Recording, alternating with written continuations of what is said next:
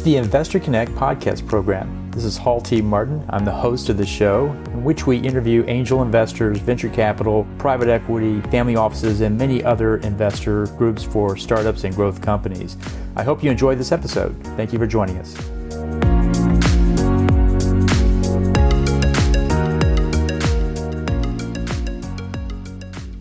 Are there patent protection?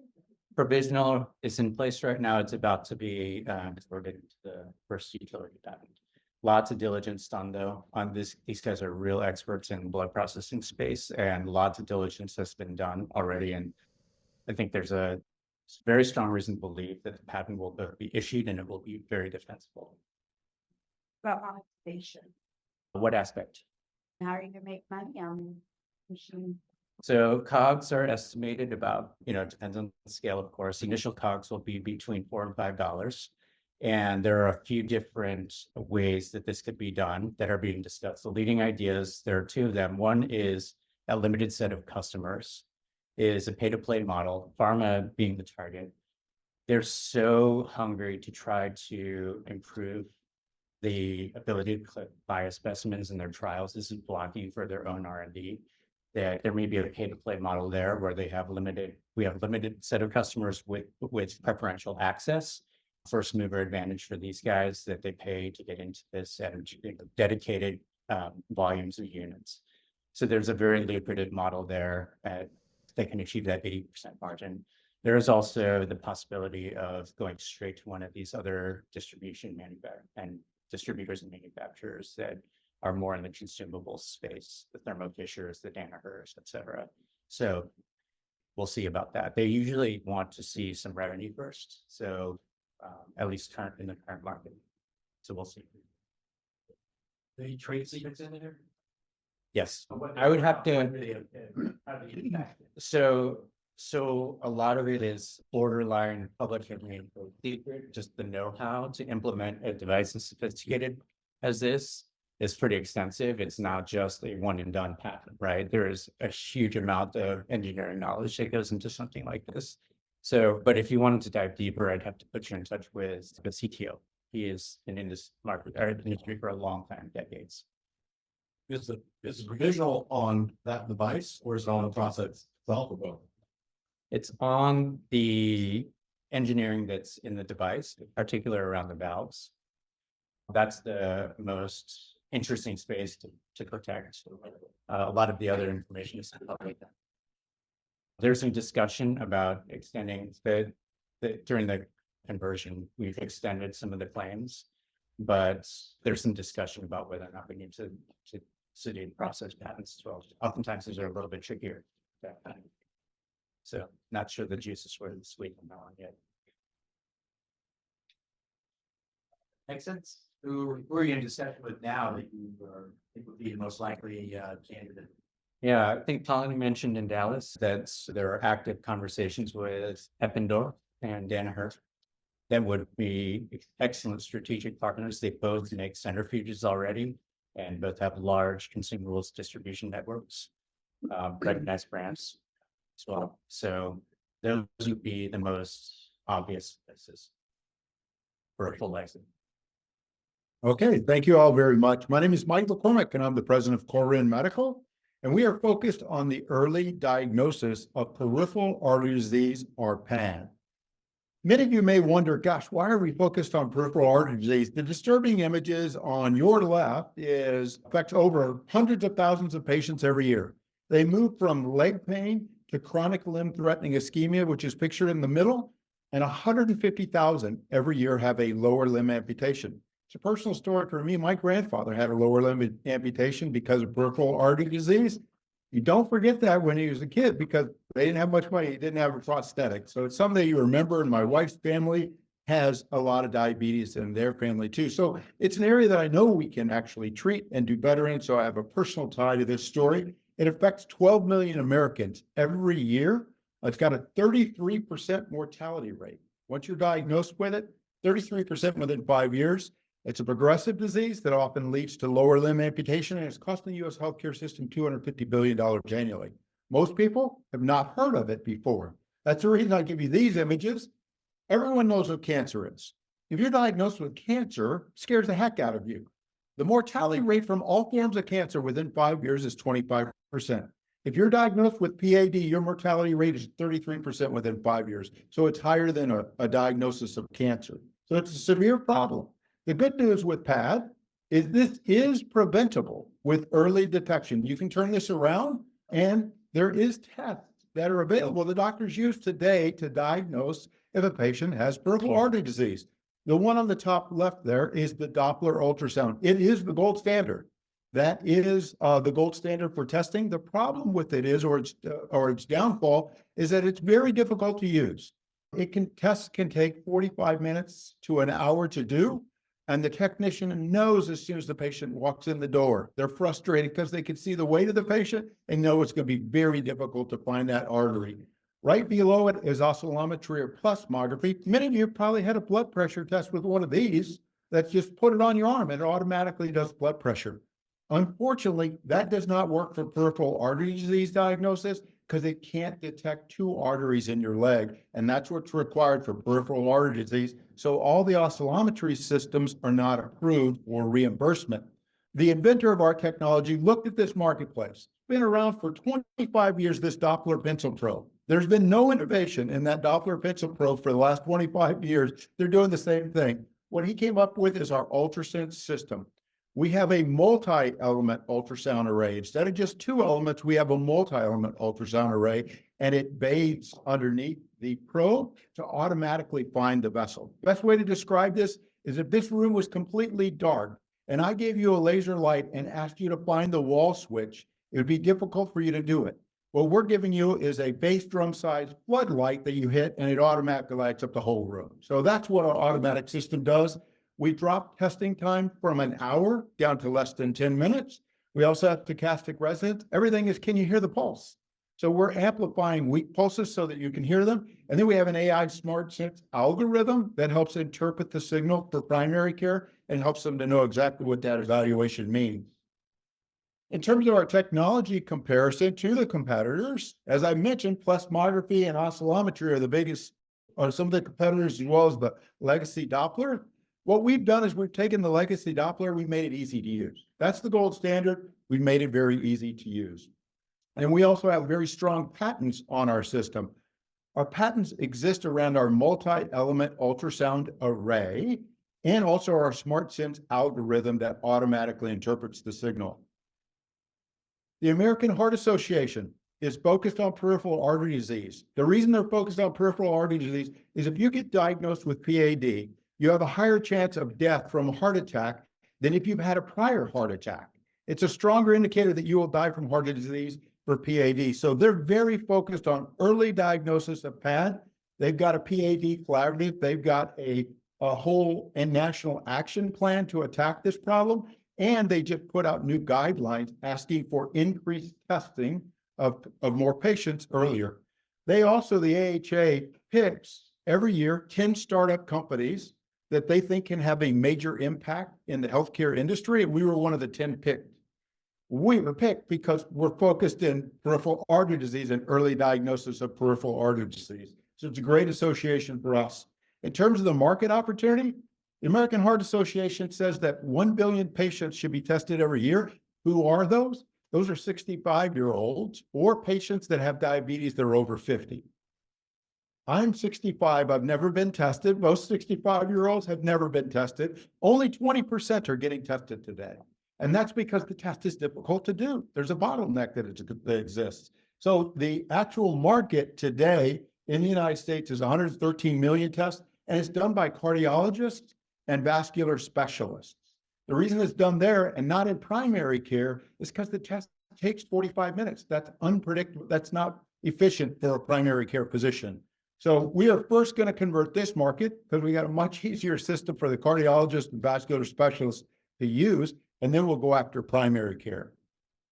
In terms of our business model, we'll be a software as a service. We'll charge $500 per month, and our margins are over 85% on a 3-year horizon. In terms of commercializing, we're talking to big partners. All these companies have huge sales forces that sell the stents and the atherectomy devices to solve the peripheral artery disease problems. So we've already in conversations with them. We started in Q4 of last year. To get partnerships with them, you have to start well in advance of when you have commercial approval so they can watch your progress. We've had 3 conversations with Medtronic BD, and we've also had conversations with Philips. In terms of operations, we're working with a partner in Minneapolis that's outstanding in terms of manufacturing our system. And in terms of partners, ultrasound expert that we work with at the University of Minnesota and scientific experts at the University of Texas Health Science Center in San Antonio. In terms of how we will launch our product, the American Heart Association gives us a national heat map of amputations related to PAD. They're very focused on PAD. So the dark colors on that is the highest amputation rates in the United States based upon peripheral artery disease.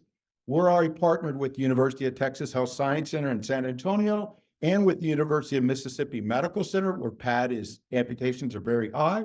They've helped us design our system. That's what we'll launch first. We have a 2-phase commercialization approach. First, convert the market that exists right now, cardiologists and vascular specialists. And then in phase 2, we'll go and switch it to primary care. And we'll do it on our value proposition of we're reducing the time dramatically of the test with a very accurate and easy to use system. In terms of our financials, we'll start selling next year in 2025. We're going to submit to the FDA this year. So in Q4, we'll have approval in the first half of next year, and we'll hit profitability in 2026. The way we built this, we talked to BD and Medtronic. They have 100 reps. So we just planned 1.5 units placed per month. That's a simple bottom-up way that we built this. And it gets us 6% market penetration of the existing market, not a primary care, just the existing market in 2026 and profitability. And a note here for the customer, what does the customer do here? The reimbursement's really high from CMS for this procedure. The reimbursement is $87 per test. So at $500 per month, they only have to do 6 tests. And in a cardiologist's office that has, most of them have 3 doctors that are in that office, those 3 doctors are seeing at least 500 to 600 patients every month. And 25% of them will need a PAD test. So they clearly cover the cost of the system very easily with that $87 reimbursement. We've got a very strong leadership team, over 100 years experience, and most of them worked together before in startups. This is my 4th startup. I've taken 2 public and 3 exits, and this is the 4th one, and a lot of us have worked together on this. And we've got an outstanding team of advisors also that are helping drive us forward. And in terms of the capital requirements, the founders put in $578,000 to get to proof of concept and to get to patent pending status. After we reach that, then we are raising now a seed round of $1.5 million. So 20% discount to Series A, 10% convertible interest with a 25% credit available through Minnesota Angel Tax Credit. We have a cap of $7 million on this, and we already have a lead established. $370,000 has already been closed. And then this last slide kind of gives you a timeline from when we started the company. So we started back in 2023. We got to proof of concept and patent pending status. This year we will hit FDA submission. Next year we will commercialize the product. In 27 we'll hit profitability. And I didn't talk a lot about future platforms, but our ability to find vessels is not only the artery, we're focused on the artery, but we can also find the vein. And venous insufficiency is a huge market, and we can diagnose that too. That would be our second platform. And then across the bottom, the awards that we've received this year, recognition, the most significant clearly is the American Heart Association. So thank you very much for your time. Mine is on the exit. Who do you think would be the most likely candidate to buy you, and are you going to set with them now? Yeah, it's a good question. So we take exit opportunities. So obviously I mentioned that we're in conversations with a number of very large companies, Medtronic, BD, and we're talking to them about distribution opportunities that would happen right here at commercial release.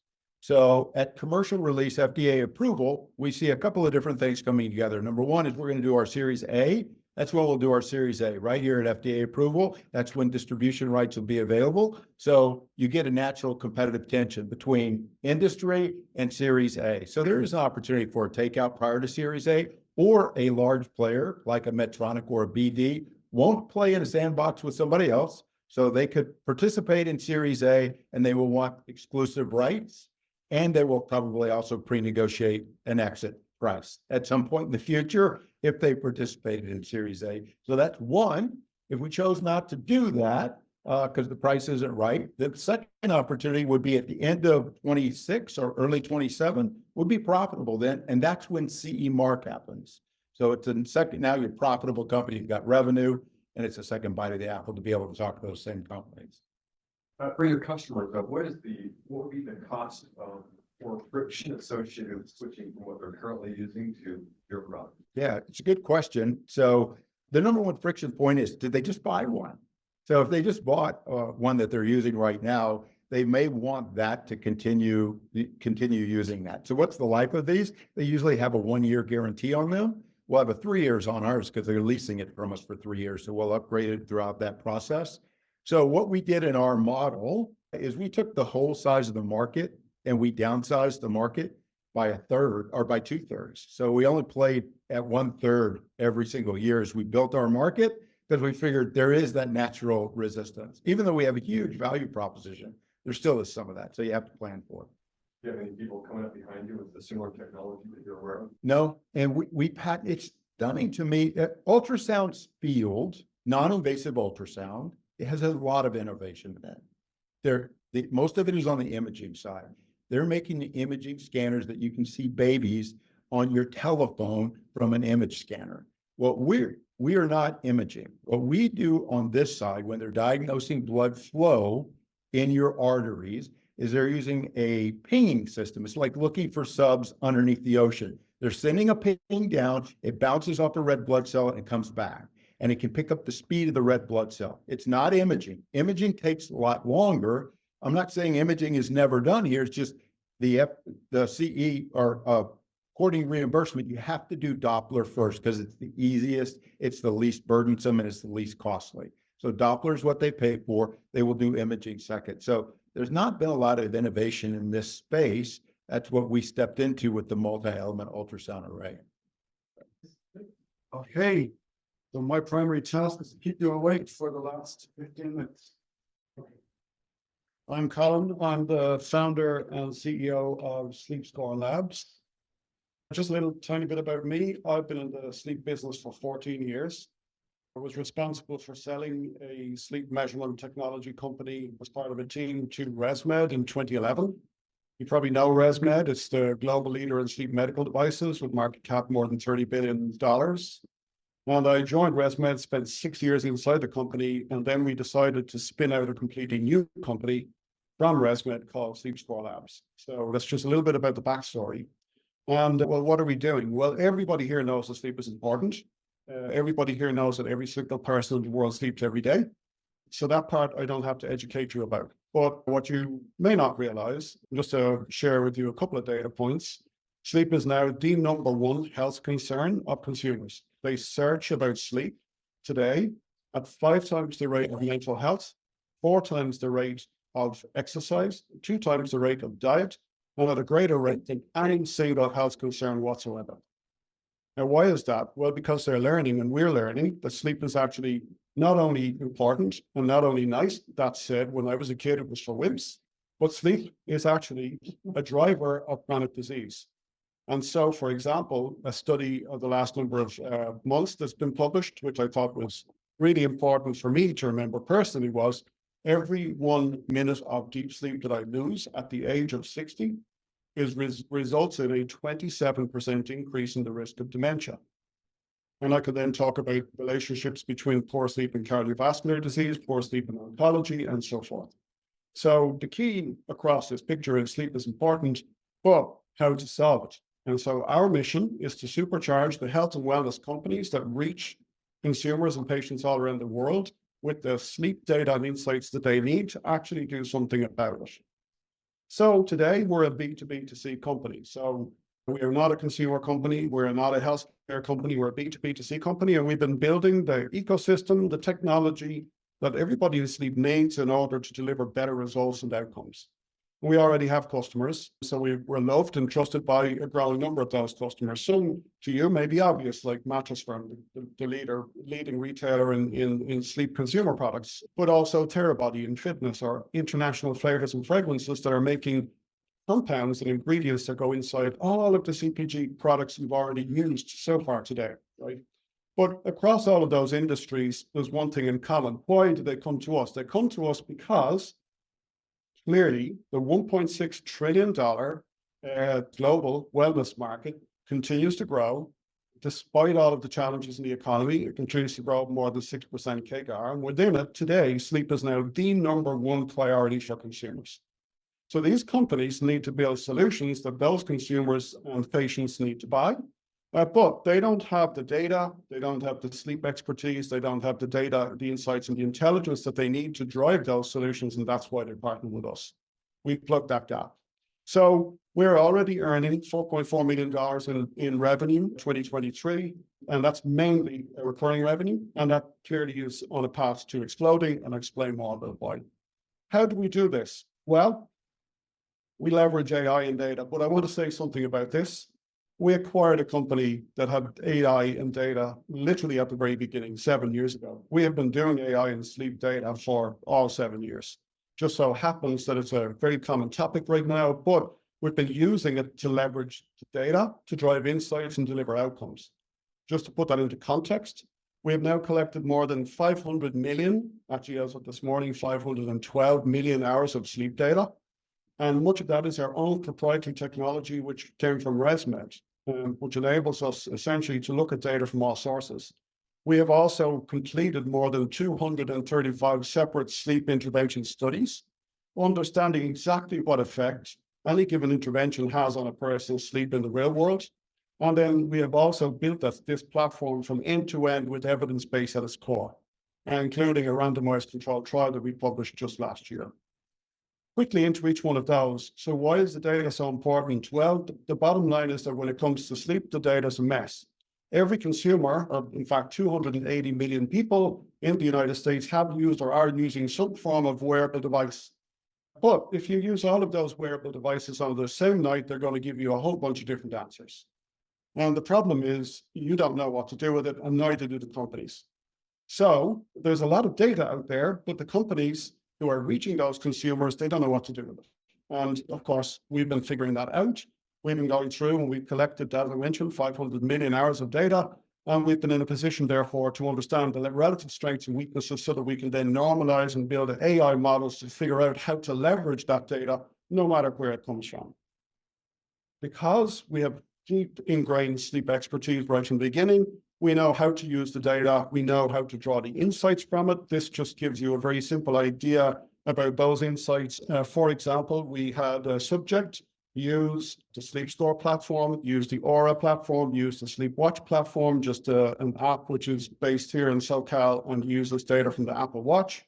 And this is just a very quick visual insight about the differences in terms of the kinds of insights and the kinds of advice that our platform is able to deliver to people, because we have the depth and the expertise in the space. And then finally, as I mentioned, something we're very, very proud of, we built all of that into a platform, and that platform leverages the data and the insights and then provides personalized coaching, screening for disorders, specific recommendations about the changes in the environment, in your bedroom, et cetera, And pulling all of that together, we then put that through the rigor of a randomized controlled trial, which is why this is the first and only platform to be fully reimbursed to any population anywhere in the world. And today, 74 million people in Germany are entitled to use it. Their insurance company must pay for it by law without the need for a doctor's prescription. So how can we make business out of this sleep data AI platform? Well, as you can imagine, because everybody sleeps, and because sleep drives everything, there are lots and lots of potential applications. There's the obvious, which most people will understand. Sleep disordered screening. Of course. Do you have apnea? Do you not? Do you have chronic insomnia? Do you not? Do you have restless leg syndrome, narcolepsy, and so forth? So there is data being used for screening. So that's obvious. But what about health and wellness apps? Well, you can't help a person to lose weight or to be fit or to deal with a mental health challenge or to control their blood sugars or indeed many, many other things without stable sleep. But those companies don't have the expertise or the data or the insights to provide that. So essentially, sleep.ai is easily built in through software SDKs and APIs. So every health and wellness app can bring sleep, evidence-based sleep, into what it does. But also there are reimbursed programs, like I mentioned, in Germany, and in fact in employers here in the States. But also companies can use sleep data to drive innovation in this vast and growing market of more than $500 billion around sleep. So there are many others to think about travel. How do you and why do you go to one hotel versus another? Why do you spend extra money on a lie-flat seat on a global trip? Sleep is a driver of all of these things, and the data and the insights are important in all of those areas. But we're not about trying to boil the ocean just yet. The core for us has been about scaling up in the three areas or three use cases for the Sleep.ai platform, which are already now essentially becoming the foundation of our business. So first of all, in health and wellness apps, we have a SaaS business model. We make our technology available to health and wellness apps.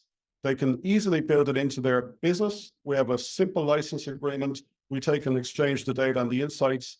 And essentially that business, on average, we earn $75,000 per year, up to $400,000 a year for our largest contract. And that's usually a recurring contract, which goes anywhere from 2, believe it or not, to 10 years. So that is a big market. There are 350,000 health and wellness apps, and there are enough of those, 15,000, where sleep is a driver and where they have the scale to pay for this kind of service. So there's a big opportunity there. In terms of reimbursed programs, I talked about Germany, but actually the rest of the European Union is following. So as a consequence, we expect further investment in preventative medicine, which has been driven in Europe by Germany, and that will further expand that particular market. There, we simply get paid per member per year. It's a straightforward flat fee. We earn that fee, and that's how we get paid. And then finally, in R&D and innovation, as I mentioned, that is a very significant part of our business already. In fact, we got their first traction there. And there it's about fees for the data and ongoing licenses. So typically for a partner, they're investing upwards of $100,000 over a period of 5 years for a combination of both of those things. And just for your information, last year we drove $3.3 million in revenue from this alone. Okay. Competitive environment, let me just say, some people ask me, is Aura a competitor? And the answer is they're not really a competitor. Aura is a source of data, but we know what to do with the data. So the challenge for wearables is that the companies that need the data, they don't want to pay for everybody to have the same wearable. So if you're an insurance company, if you're a health and wellness company, and sleep matters, you can't afford to pay all of your customers to buy an Aura Ring or an Apple Watch or any other given device. What we do is we enable them to access the data from whichever device or technology their customer is using. Secondly, we have the clinical trials and the scientific studies behind every single one of the recommendations that we make. And we have also built that into a platform which is easy to deploy. And we could talk in more detail about this a little bit later, but suffice it to say, there's nobody directly doing what we do with Sleep.ai.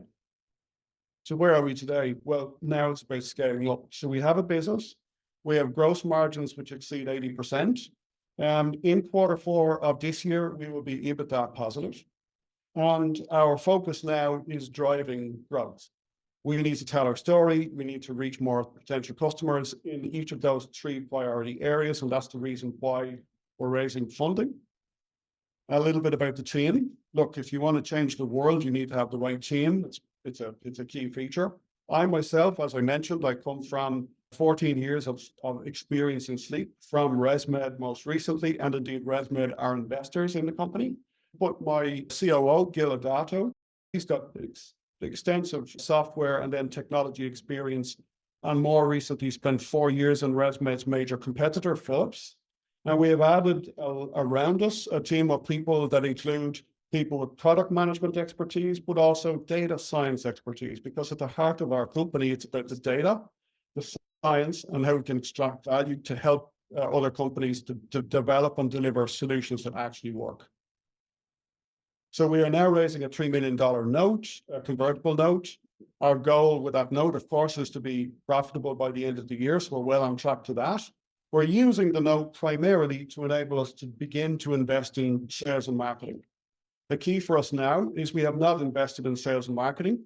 We have $4.4 million in sales. Our customers have come to us. Now it's time to bring that out to the market and continue to grow. And every deal that we sign brings more data, and more data brings more models and predictive analytic capability, which we've been building all of the time. In our space, in terms of the potential exit, well, we have two investors already inside the company who are potential acquirers of the company. ResMed itself, for obvious reasons, and then Mattress Firm, which is also an investor in the company and a key customer. So our focus is on driving value and expanding that. And we believe that that in turn is going to drive, particularly because the company will be profitable from the end of this year, beginning of 2025. That sets us up very, very well for an exit along with further revenue growth. So thank you. And the first question, what's the moat around the business? What's the strongest? How do you keep the competition from copying what you're doing and you not taking the whole thing, taking pieces of it? Yeah, great question. The data is virtually impossible to replicate because we have, not only do we have data that we collect from other people, anybody can do that, but we have that referenced versus the ground truth, which is from the ResMed technology. So the data to begin with, 235 studies and growing. Those studies, which enable us to make specific personalized recommendations, well, you can also copy that, but even Google with a big checkbook is going to take 3 to 5 years at minimum to copy that. And finally, around that, we have also 4 patents pending, and we're in the process of filing a separate or additional 2. So we've been building IP around that moat. And so essentially that's it. We have significant market credibility. Companies are coming to us because there are no other sources of these kinds of data and insights available anywhere in the world. Thank you. I'm not familiar with the ResMed product. So is there ongoing data being fed into your models to that and all the other devices that you're collecting from? Or is there a certain point in time where you have your own device in those instances where that data is not? Right. We licensed in the ResMed technology at the very beginning or foundation of the company. And we use that technology not through the device, but basically through the phone, because our technology is capable of converting a typical smartphone into a biomotion sensor. So using sonar or sound waves, we're measuring the respiratory pattern and activity or body motion. So we built our own sensors originally in ResMed, and then we turned it into software. And then in SleepScore Labs, we distributed that to build our data sets. So that technology we have licensed to as part of our arrangement with ResMed. But that's not the business. Measurement of sleep is not a business. The insights, it's the how you use that data to screen a person and to drive a sleep improvement. And that's what we focus on. Yeah, following up on that, help me understand how is this data is actionable for your customers. Maybe you can provide a quick example. Yeah, absolutely. So how right. what you provide to sleep better. Yeah, of course. Well, first things first, it goes to the data. So we want to understand how are you sleeping. So we collect the data and understand that. Then we have built models. Those models compare your sleep to the norms, your age and gender. And then based on that normative sleep that we expect you to be achieving versus what you're achieving, we identify the gap. And our advice engines, it's all done through our AI-enabled engines. And that gap is then what defines how we provide help to you. So, for example, some people have a problem falling asleep. Other people have a problem maintaining their sleep during the night, etc. So when we then understand the cause, the next job we do is we understand, again, leveraging the data, what's the most likely effect. So, for example, if you're a person who's struggling to stay asleep during the night, we're then going to be looking at, for example, how you report to us on stress, alcohol consumption, exercise, temperature in your bedroom, and so forth. There are a whole variety of factors that could cause that issue. And based on that, our engine does an assessment and then delivers you content, coaching, and advice around that specific issue. That engine is continuously learning. It's highly personalized and it's continuously learning. And that is why it delivers better outcomes, which is why it's approved by the German government and it's successful with the RCT. So at a very simple level, that's what it is. However, within that, we see people who have risk of sleep apnea that's not been diagnosed. We then point that out and screen you and then connect you to the appropriate services. Or we see people with other undiagnosed sleep disorders. So A lot of factors go into how you sleep, which is why the data has to be incredibly robust and complex, also in terms of understanding it. So it's with the revenue that you have now, Yeah. is it B2B? Yeah. And you also mentioned B2C too, though your business model is not Yeah. both. Well, So, yeah, our business model is B2B2C. yep, Which means we are providing B2B services to companies that are then selling or adding those services to final consumers. I see, you're a B2B business. Yeah. That's how you'll make all your. All of our money is B2B. Right, so like, Yes. like Restwell, or the mattress company, they would buy your data set so that then they will package that back to the end. Right. Inside. So let me give you an example. Mattress Firm as an app. It's like 1 million customers, will use that. Our technology is driving all of that. Mattress firms also investing in data collection and studies on the products themselves. And we've got many, many different, services that we provide them, but also all of our customers. Yeah. So you get some sleep tonight, even though this is the day. That wraps it up for today, guys. If you want to network a little bit, I'll go over to the happy hour here in just a few minutes. You guys might. Make sure you vote as well. You give us a scan on that there. I've already gotten several scans of people myself, so I know. Investor Connect helps investors interested in startup funding. In this podcast series, experienced investors share their experience and advice. You can learn more at investorconnect.org. Paul T. Martin is the director of Investor Connect, which is a 501c3 nonprofit dedicated to the education of investors for early stage funding. All opinions expressed by Hall and podcast guests are solely their own opinions and do not reflect the opinion of Investor Connect. This podcast is for informational purposes only and should not be relied upon as a basis for investment decisions.